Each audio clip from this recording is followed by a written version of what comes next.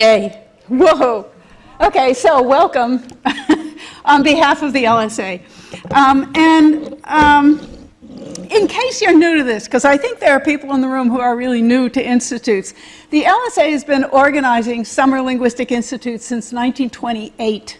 And institutes are a treasured part of this organization because they're a part of our history and very central to our discipline. They were conceived by the founders of the LSA back when there were no linguistics departments. And these summer institutes were the way that linguists got together. And they were scattered all across the country. And that's really how the discipline sort of came together in this country. And so they've continued to be a major force in giving our field a sense of community that is really unusual among academic disciplines. Now, the departments and people who run the institution are real heroes, and it's a huge job, so please join me in thanking them. We should be doing that many times.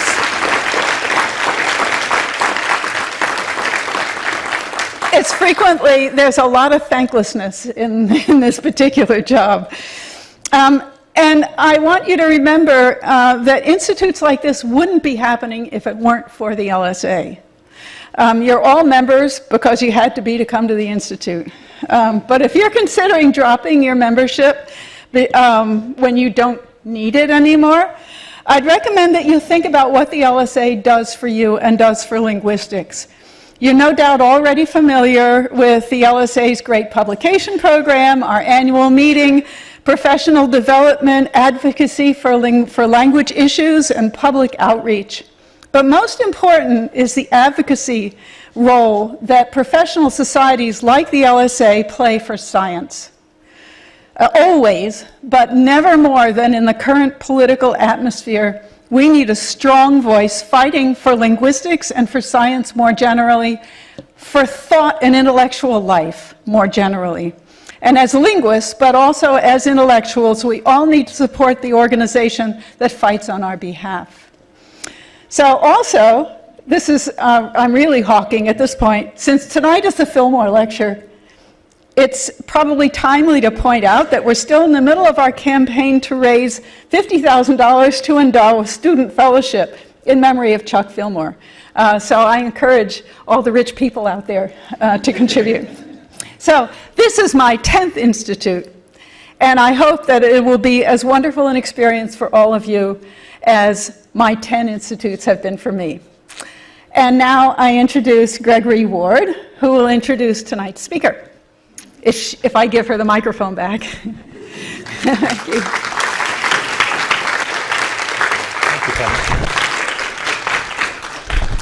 Thank you, Penny. I'm not sure.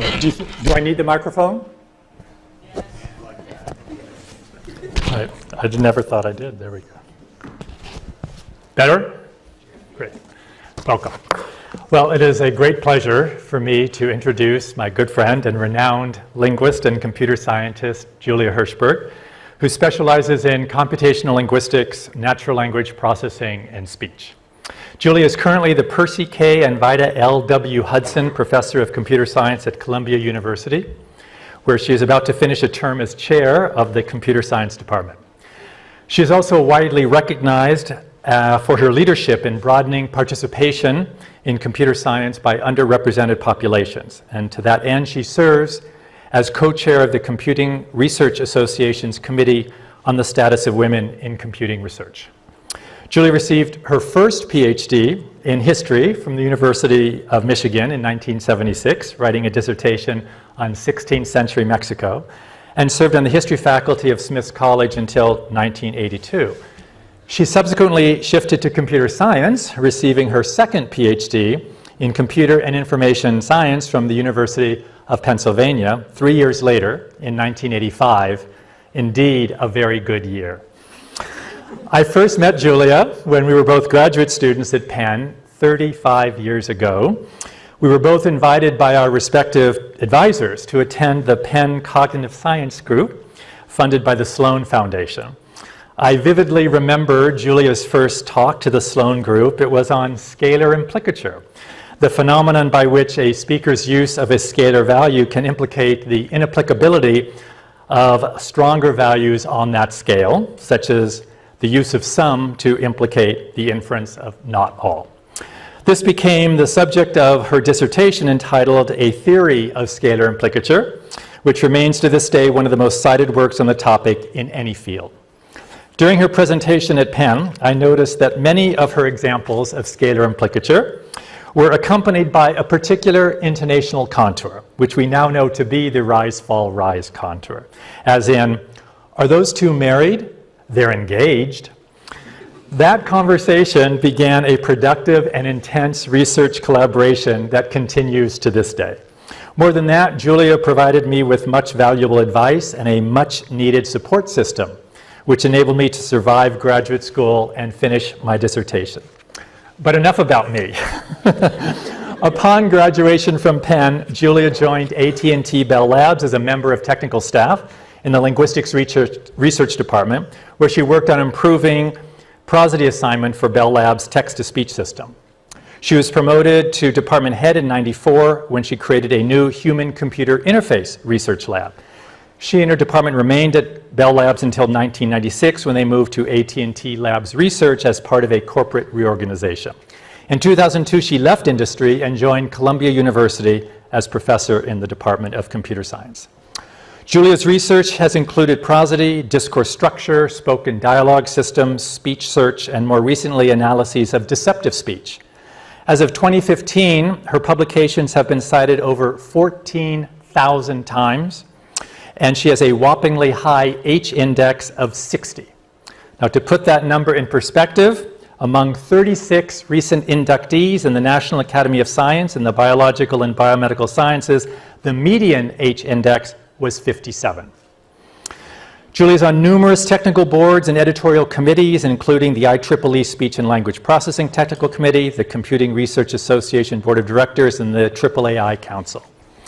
Julia's received numerous awards, among the most notable including being named a Fellow of the Association of the Advancement of AI in '94, being awarded the Medal for Scientific Achievement by the International Speech Communication Association in 2010, receiving the James L. Flanagan Speech and Auto Processing Award in 2011, a Fellow of the Association of the Computational Linguistics in 2011, elected a member of the American Philosophical Society in 2014, and more recently being named a Fellow of the Association for Computing Machinery in 2015, an honor limited to 1% of the membership of that organization.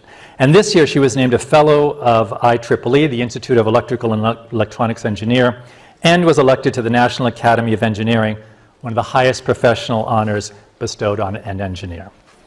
Julia was the first to combine natural language processing approaches to discourse and dialogue with speech research. She pioneered techniques in text analysis for prosody assignment and text-to-speech synthesis at Bell Laboratories in the 1980s and 1990s, developing corpus-based statistical models based on syntactic and discourse information, which are in general use today in text-to-speech systems.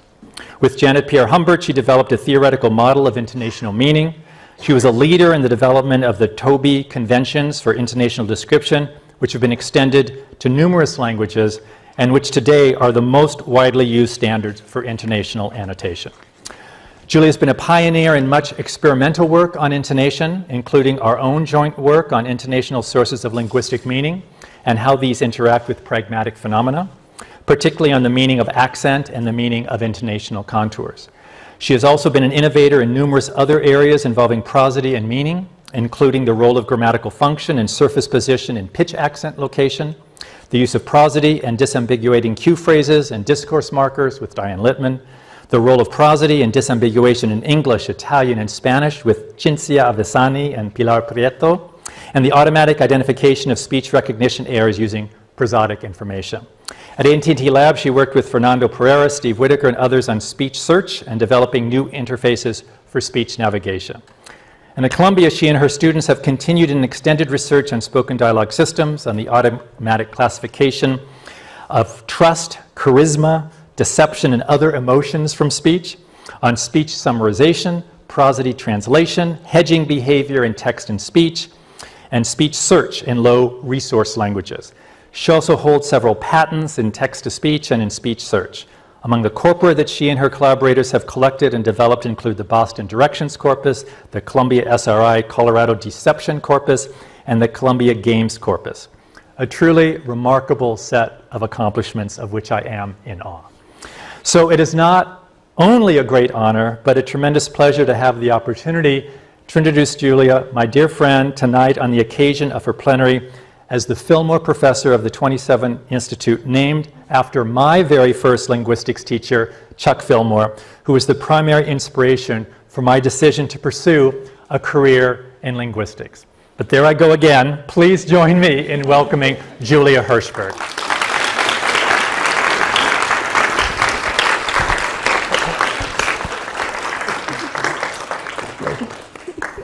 Here you go.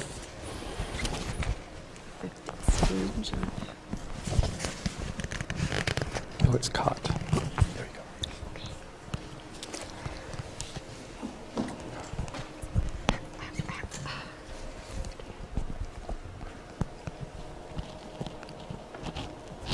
Okay, is this a good level?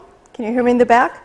Let me know if you can't. I was recently in Peru and I lost some of my hearing and some of my voice, but it's coming back. Just wait, they said. So after that, how can I follow that, Gregory? I'm so proud to be giving this lecture, and I'm so happy to have one of my dearest friends for so long introduce me. And I really want to thank the LSA for making this possible. This is my fourth LSA Summer Institute. I think the first one was back with Bill Lajusaw in Santa Cruz. And so far, it's been really a wonderful experience. So I'm looking forward to all of it, rain included. Okay, so I'm going to talk about prosodic entrainment across cultures. This is a topic that my students and I have been working on since, I brought it back to the title page. So my students and I have been working on since about 2010. And it's had so many different paths and different angles. And in fact, we found a couple more that I'll talk to you about at the end, ways in which we want to investigate prosodic entrainment. So here are my collaborators. Actually, all of them except for Zhihua Xia are former or current students and postdocs. And we're all still collaborating today. So this has really been, I have to say, the most wonderful experience. So entrainment has also been called the Chameleon Effect. It's also sometimes known by psychologists as alignment or adaptation. Basically, it's the idea that in conversation, people tend to adapt their communicative behavior to one another. And this can include their speech. It can include their pronunciation. It can include their facial expressions. It can include many, many different things.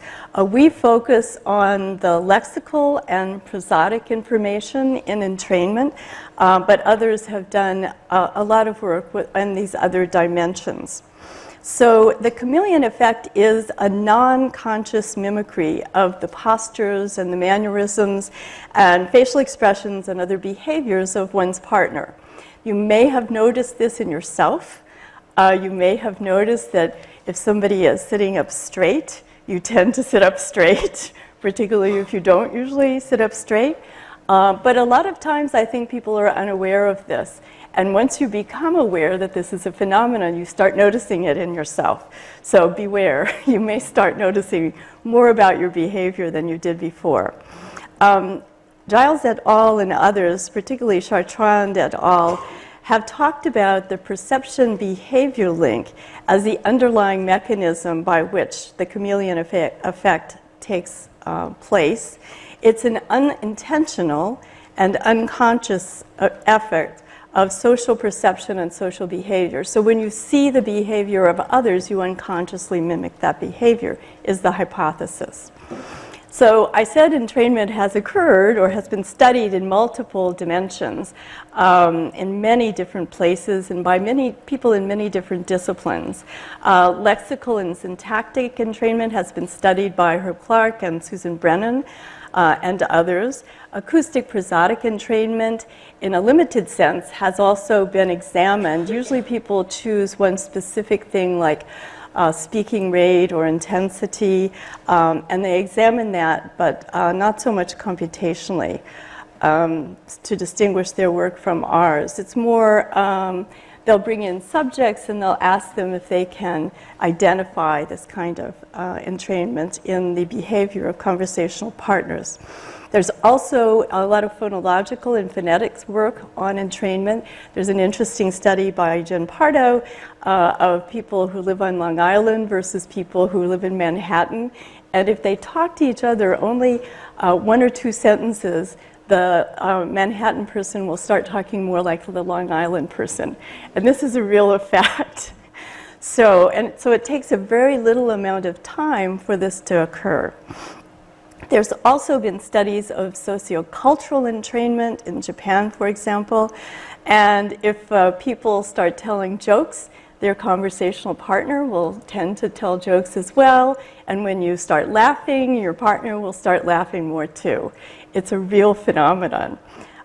Facial expressions and gestures. If you start gesturing a lot, the person you're talking to will start gesturing a lot, even though they're not a gesturer. And as I mentioned, the posture, which I think could be useful for us all if more people had really good posture. So why is entrainment important as well as an interesting area of study for a lot of disciplines? Well, there have been studies that show that people who entrain are perceived as more socially attractive. They're also perceived as more competent and more intelligent, as are computers. So computers that entrain are perceived as more intelligent and providing better information than computers who don't. Their conversation is also perceived as more intimate. Entrainment leads subjects to like their conversational partners and their computers more, and to perceive the interactions as more successful even when they are exactly the same. So this is a really big phenomenon. We've also found, and others have as well, that long-term syntactic entrainment is a good predictor of task success. So people are more successful, and we found this to be true as well in our own work, if they entrain. So to test entrainment, we collected the Columbia Games Corpus to study given new information and how people accented it or did not differently. So we were interested in the prosody of given new. I have to tell you, we have never actually completed this study. And this was a long time ago. It just goes to show how you collect a corpus and you start looking at the things that you find in it, and you find out that there are really other fascinating things to discover. So initially we were studying turn-taking behavior. This is a study where we collected 12 spontaneous task-oriented dyadic conversations. We have about 9 hours and 8 minutes of speech. We had 2 subjects playing a series of computer games with each other. There was no eye contact because we were purely interested in their audio behavior. And so the sessions were 45 minutes and a bit more mean session time. So the sessions were fairly long. We got a lot of data from each of the pairs. We had 2 sessions per subject, luckily, with different partners. And you'll see why this was, we didn't really do this with the intention that we ended up using it for, but now we're very happy that we did. And we had multiple types of games and multiple versions of each. So each subject came in and did a few of one game and then a few of the other game. It was recorded on our soundproof booth, separate channels, and downsampled to 16 kilohertz. And we extracted most of the features with Prot or with Python scripts that we built on Prot results. So this is the Columbia game, the cards game. And as you see here, we had cards with up to 3 different objects on them. And interestingly, we chose the objects because we thought that they would be referred to with very easy to recognize sorts of expressions. So we wanted all the names of the objects to be something that people would say in a completely fluid and more of a vowel-centered way. Unfortunately, people did not do this. We had something that we thought looked like a loom. It should have been a loom. And they would say, oh, yeah, that's the concertina. No, no, no. That's, oh, what is that? You know, the old British piano. Yes, okay. So that was a total disaster. But just goes to show, you prepare everything so carefully. But at any rate, what we did with these cards were, we'd let the subject on one side of the curtain, there was a curtain between them in the sound booth, we'd let the subject see a small set of cards, and the other subject would see another set. And what they were supposed to do was find a match between their 2 screens, the cards on their 2 screens. So we controlled all this very carefully so that for the purposes of doing given new, we were studying, oh, does it matter how many things are given? Well, people tend to accent everything if everything's given rather than just one thing is given. Or if, you know, how long ago did they see the thing? Does that affect whether your prosody when you utter given versus new information? So we had all this very carefully done. And of course, at least now we're starting to work on that aspect of it.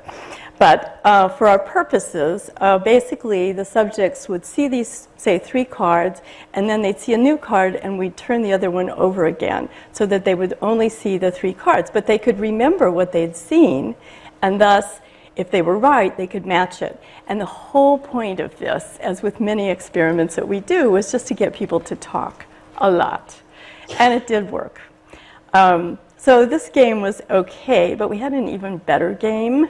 So we actually consulted a gaming expert and said, how can we make this really exciting and not just boring? Oh, I'm getting $15 or $12, I think it was, for this.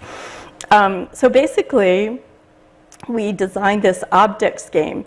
And you'll see that the describer sees on the describer's screen an object that's blinking, right? The plane. And the follower has that somewhere on his board. And the follower is supposed to place the object on his screen exactly to the pixel where the object is on the describer screen. So this elicited the longest conversations imaginable. You cannot imagine how people got into this because they got more money the closer to the pixel they got the object. So this was the game developer. Oh yes, give them some money, give them some competitive juices. And so these were took a lot longer than the other game. So at any rate, this is a snippet. Okay. I'm not sure this is working. So my blinking image is the red plane, red airplane, and it's between the light bulb and the pineapple. Sure. It's in line with the light bulb and the pineapple, and it's directly underneath the belt. So you heard the back channels, okay, and then he tries to move it. All right, so that went on for a long time. Okay, so once we collected this data, and a few years after we looked at turn-taking and prosody of turn-taking and many other things, we got this idea, and I don't even remember how, that we might look at entrainment in this corpus. And it would be nice to remember why we got that idea, but who can recall? At any rate, our units of analysis for what I'm going to be presenting to you with an interpausal unit. This is a pause-free segment of speech separated from a single speaker by 50 milliseconds or more. So this kind of chunk represented roughly an intonational phrase in most cases. So we also, so there's what it looks like, speech, silent speech, silent speech. So another unit of analysis was the turn. So we looked not only at entrainment in terms of these smaller units, but also in terms of the whole turn, a sequence of speech from one speaker to another without any intervening speech from another speaker except for a back channel. And then we looked also at entrainment over a whole session of speech. Okay, so this is our units of analysis, and those are the IPUs, and I've already mentioned that. So in this, we started out looking at very low-level speech features. Low-level features have been extremely popular in the speech community in trying to distinguish, say, anger from happiness, so different types of emotions, all different kinds of speaker state. So we thought we would start with this, but we ended up actually getting a little bit higher level into the prosody domain. So the low-level features were intensity, mean, max, and minimum, F0 mean, F0 max and minimum, speaking rate, and we also looked at voice quality features, shimmer and jitter, and a few other things. So we developed a notion of 3 different types of entrainment. Entrainment is usually measured as just similarity over a long stretch of speech. But we wanted to go beyond that. So we came up with 3 different ways of measuring entrainment. And we developed this with some colleagues at KTH who were also interested in this topic. So the first was proximity. Our features of one speaker, the ones that I mentioned, significantly similar to the other. The other is convergence, which probably most people might think of as entrainment. That is, are people getting more alike over the course of a session, say, or even over a few turns. And the third type, which you might also say, yeah, okay, that seems to represent a form of entrainment, or it could measure entrainment, is the correlated relative change in, say, the pitch of a speaker. So my pitch may not match yours, but it changes in synchrony with yours, goes up and down in the same way, okay? So those are the 3 different metrics that we used. And this is just a picture of similarity or proximity. And we looked at all of these on the global level, and that would be across the session, and also on the local level, and that would be from IPU to IPU. So here's just a picture of synchrony, and here's just a picture of convergence, so you get those in your mind. Now, the way we measured global pairwise entrainment was, we first compared partners to each other, like how similar are these partners using these methods above. And then we compared each person of that partner pair with everyone else that they had not talked to, okay? So since we had, I think, 9 pairs and each person talked to 2, there was a pretty good sampling of people that neither one of those people had ever talked to. Okay, so we measured partner similarity, non-partner similarity. We're going to compare those 2, and if we find a significant difference, we're going to say there's entrainment in similarity or proximity between those 2 people. But we also wanted to go beyond this and actually measure whether the person was more similar to their partner than the person was to him or herself in about a 4-minute section of speech that we had recorded with the person talking monologue. Just, we said, describe these things, and they did. So basically the idea there was, is there real change from their normal behavior when they talk to this particular person that they're talking to? Okay, and then synchrony was just a positive correlation between the partners. They're going up, they're going down, and convergence was a negative correlation. They're both coming to a negative point. Okay, we also looked at local entrainment, which is something nobody had looked at before that I know of. And we looked at that in terms of first proximity. So the metric we use, we looked at, can't point, but we looked at this IPU of this particular phrase with the first IPU of the next phrase spoken by the partner. And then we compared that to 10 other IPUs spoken by the partner, okay? So that we would see whether there was something about the proximity of the phrases that actually entrained rather than just random other phrases. And then for synchrony and convergence, we just did IPU synchrony and IPU convergence like we did with the global thing. But we only matched up the last phrase and the first of one turn with the first phrase of the next. So is that all clear? We're trying to do global entrainment, and we're trying to look at local entrainment, both in 3 different ways. Okay. So now to change gears for a moment. After we had started working on this, and we did get some very good results, which we published, a Chinese linguistics PhD student named Zhihua Xia contacted us. And she said she would like to work with us. And it turned out that she had recorded 115 spontaneous speech tasks similar to ours and collected the same kind of data, and she wanted us to help her analyze it. So this was huge. And she did this all on her own, and we had no clue until she told us this. So she came and worked with us. She had about 12 hours of recorded dialogue, and she recorded university students that had National Mandarin Test Certificate of Level 2, grade A. She says those were people who really spoke good Mandarin. So she did 2 kinds of games that were sort of like ours. One was a game in which she had people order pictures. So it was like our cards game. They couldn't see each other's slides, but they had to put their pictures in the same order on each of their screens. And the other was a picture classifying thing, which was more cooperative and more like our objects game.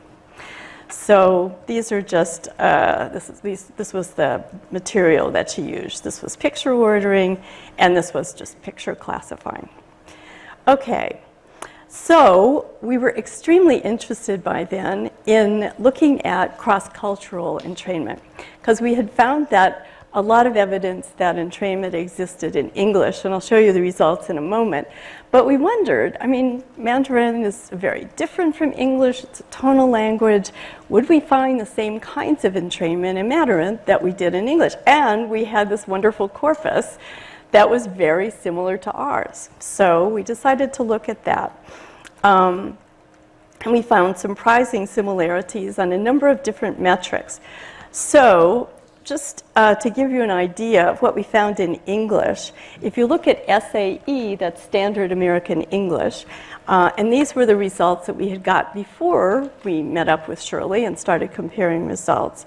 So we found evidence of entrainment globally in terms of proximity in intensity mean and intensity max. And when you see 2 of those check marks, that means the speakers were more like their partner than they were like everybody they hadn't spoken to, but they were also more like their partner than they were like themselves when they initially spoke without any influence of their partner. So intensity was probably one of our main effects in terms of global similarity, but speaking rate was also quite significant. So we found this in Standard American English, and lo and behold, we found it in Mandarin Chinese as well. We were shocked. We went over and over this data, and it did turn out to be true. There was also some entrainment in Mandarin Chinese in pitch maximum. We also found local similarity in both languages in intensity, mean and maximum. And we found some in Mandarin speaking rate, and we had some differences in English. So intensity seemed to be pretty common across the different, both global and local similarity. We did find some synchrony in both cases, but it varied a lot. There was a bit more in Standard American English, and we found some global convergence more in Standard American English than in Mandarin Chinese. And there was some evidence also, at least tendencies toward local convergence. So overall, when we compared these two, we found that there were some striking similarities. It wasn't totally similar, but there were more similarities than we expected, quite honestly. So, just to sum up, when we compared Mandarin and Standard American English, we have similarity in intensity and rate globally and locally in intensity. In synchrony, we had stronger results for Mandarin than for English, and we found convergence for Standard American English only, and stronger local convergence for Mandarin Chinese in pitch, which is interesting, given that it is a tonal language. So this was pretty interesting, but of course, we got off on all sorts of other tangents. We were interested in whether, in testing this idea that subjects who entrain are perceived as more attractive, and also more competent, and as having a more intimate conversation. So, and also that subjects who entrain seem to like their conversational partners and their computers more and perceive the interactions as more successful. And also that this was a good predictor of long-term success. So, crowdsourcing to the rescue, as with many things in computer science. So we had Amazon. Does everyone know about crowdsourcing? Probably by now. You probably maybe have done some to pick up a little tiny bit of cash. Basically, we asked Amazon Mechanical Turk workers to label our data for us in a variety of different ways. So they listened to the Columbia Games Corpus. We only did this for English. They listened to the object games, and then they had to decide things like, does this guy or girl believe they are better than his or her partner? Are they making it difficult for the partner to speak? Do they seem engaged? Do they seem to dislike the partner? Do they seem bored? Are they directing the conversation? Are they frustrated with their partner? Are they encouraging? All of these things have been claimed in the literature one way or another to be either a negative correlation with entrainment or a positive correlation. So we wanted to find out what people actually thought. And we got 5 people to label each. It was a set of terms in each case. Here's what were some other, were they trying to dominate the conversation? Were they making themselves clear? Were they planning what they were going to say? Were they being polite? Or were they trying to be liked? And other questions about whether the conversation was natural or not. Were they having trouble understanding it? And which person do you like more? And which one would you rather have as a partner? So our hypotheses based on communication accommodation theory were that giving encouragement would positively correlate with entrainment. So if people thought people were encouraging their partner, that should be positively correlated with entrainment. And conversational awkwardness, we thought, should be negatively correlated. That would mean like you're not having a good conversation. We looked at similarity attraction theory, and we thought trying to be liked should be positively correlated. Now, people may not know that they're trying to be liked, but entrainment is a sign that you are trying to be liked. So if people perceive it as such, we were interested in seeing if that correlated with, remember, with the people that we know whether they entrain to their partner or not. So we have that as our kind of target. And we looked at dependency over accommodation theory, which says that this occurs when a speaker appears dependent on another speaker, giving the impression that the speaker is controlling the conversation. So these were the hypotheses in the entrainment literature that we wanted to test empirically. So our findings were partially supporting the theories and partially not. So based on communication accommodation theory, we found that indeed giving encouragement, when people labeled partners as giving encouragement, these were the partners who had entrained to one another. That was a positive, very significant positive correlation.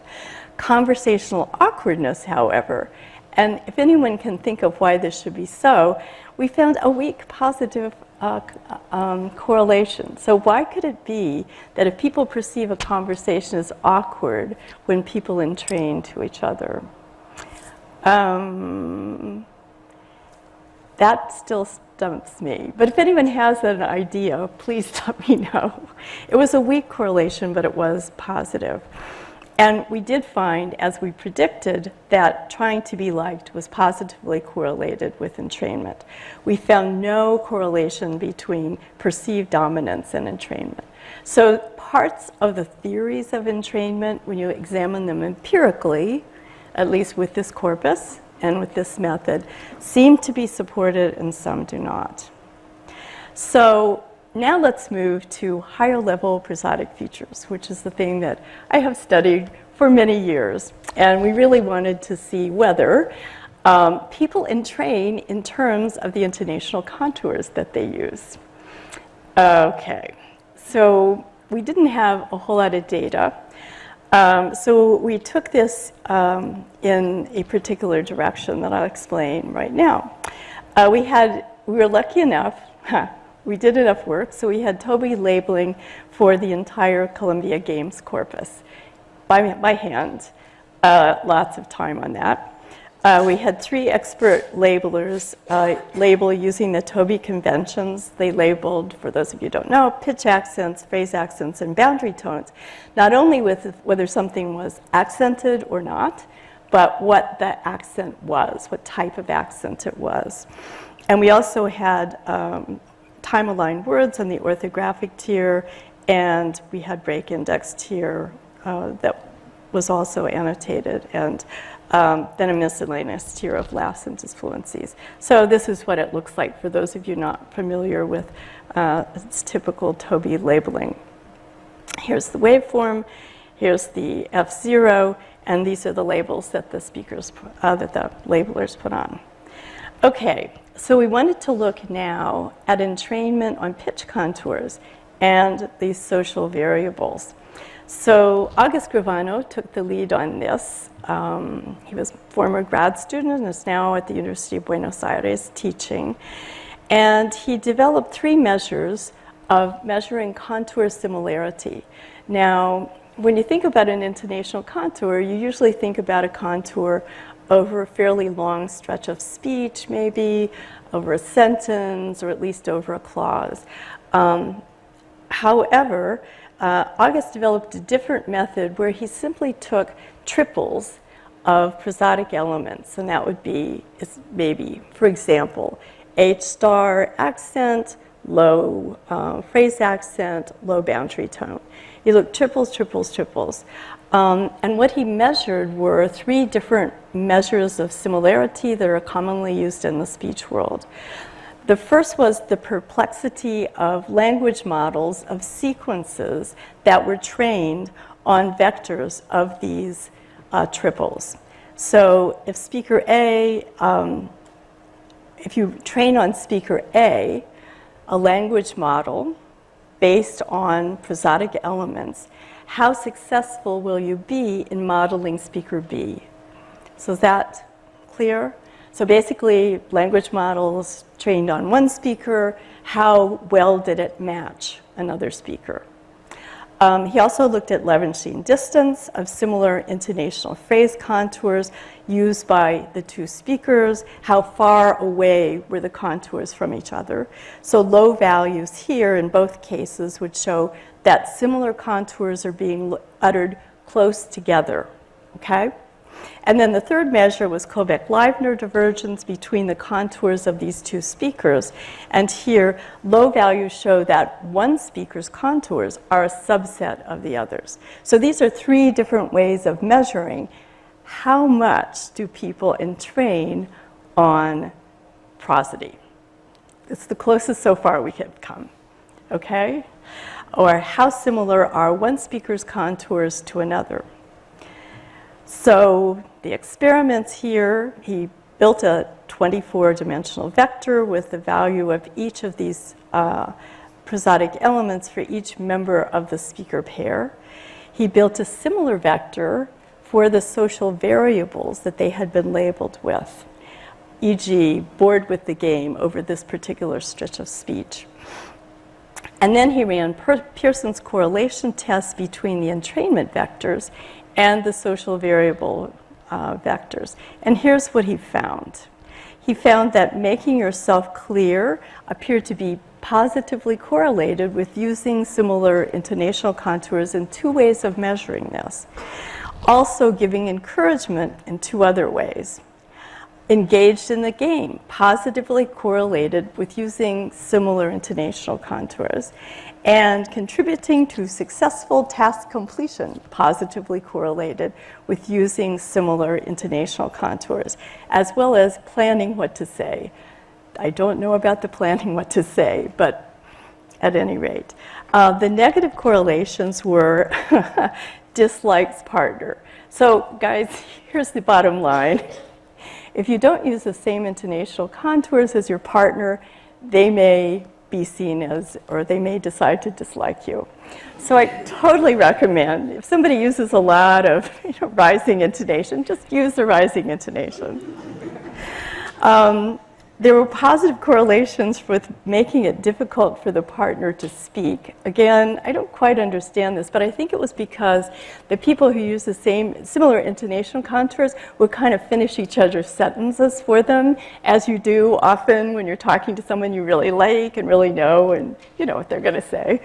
And then bored with the game was negatively correlated, yes. Okay, so if you don't want people to be bored with your conversation, use similar intonational contours.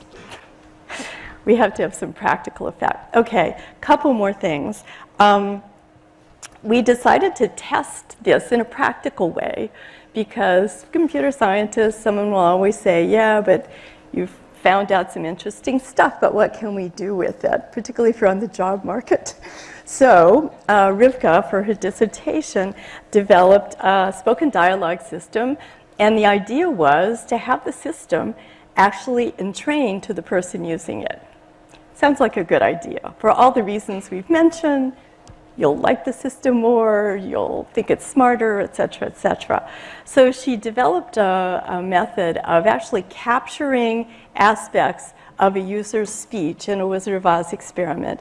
And then very rapidly, this was a nightmare to actually get to work fast, but very rapidly modifying some speech that we had previously recorded from one of our labs people to actually imitate the person's, I think it was pitch range, speaking rate, and intensity.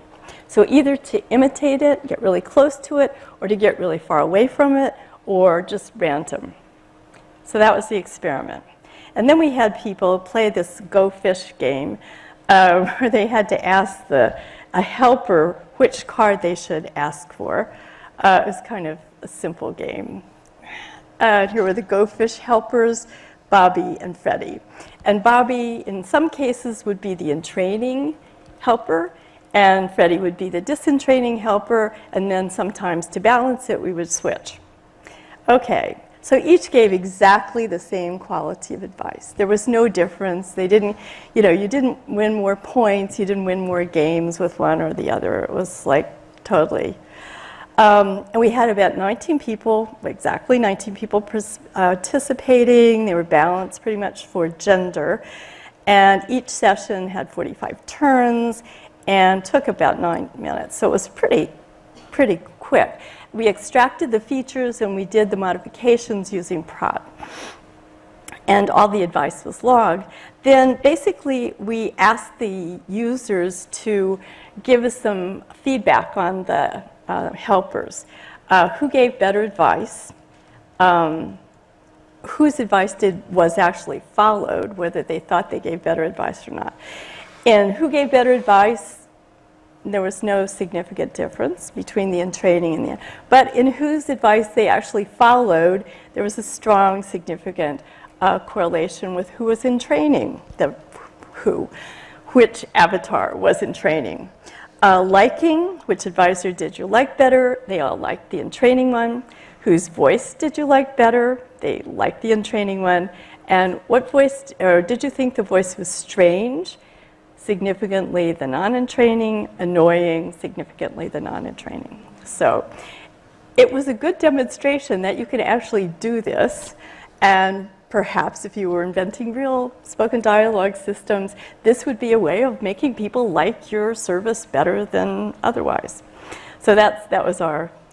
So quickly now to finish up, we tried the same thing in Porteño Spanish and Slovakian with other Go Fish games.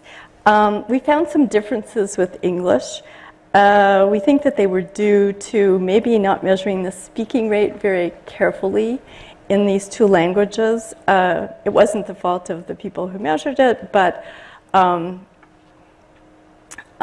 they were in training only on speaking rate, and it wasn't, I can go into the details, but for a variety of reasons, the speech recognition device that they were using didn't perform very well, so they didn't find very much. But we're now getting better speech recognition for each of the languages, and we're going to keep trying that. So, okay, so to finish up, these were a bunch of different things that we've done in entrainment. And here are the things that we're continuing to do. So this will be a never-ending project.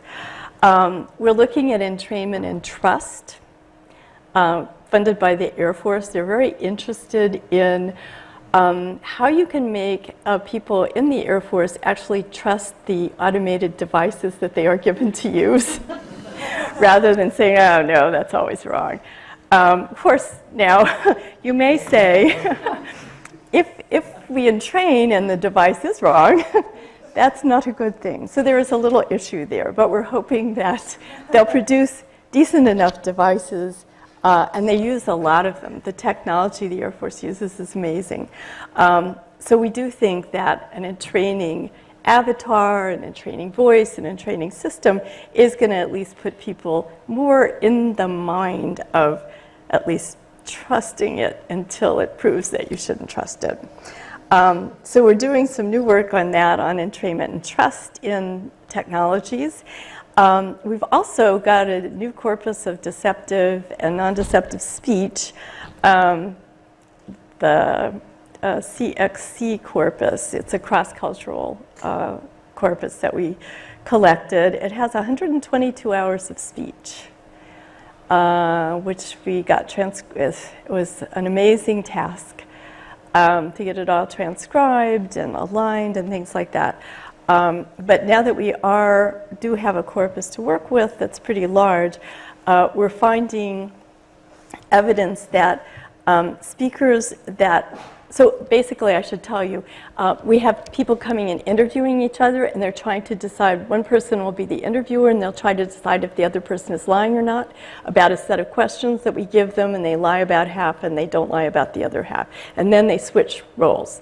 So basically what we wanted to look at was, if people entrain to each other, how does that affect A, their ability to deceive, or B, their ability to detect deception?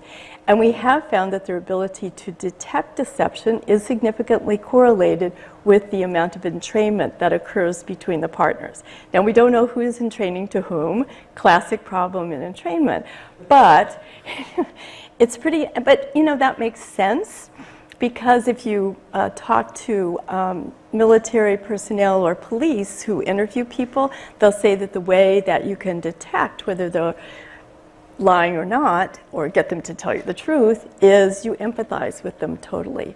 And entrainment is a form of empathy. So you have to become that person to do this. So anyhow, we thought that pretty well correlated with what the practitioners had told us. We're also looking at some this is very new work on code switching. And we've looked at large corpus, the Miami Bangor corpus of Spanish, English, code switching, and we found that there's significant evidence of entrainment in code switching. So if one person code switches, the other person code switches more, and that person code switches more, and you see an incredible convergence in code switching between the two speakers. And we're going to use this. This was for a practical purpose. We went to look at brain activation and code switching. And so to do this, we wanted to elicit spontaneous code switching. So now our idea is, if people entrain on code switching, we have the interviewer, a code switcher, start code switching in particular places, and we're hoping that that the subject, whose brain we are looking at, will actually start code switching naturally. So that's the hope. But anyhow, so thank you very much. And thanks to the people who've supported this work.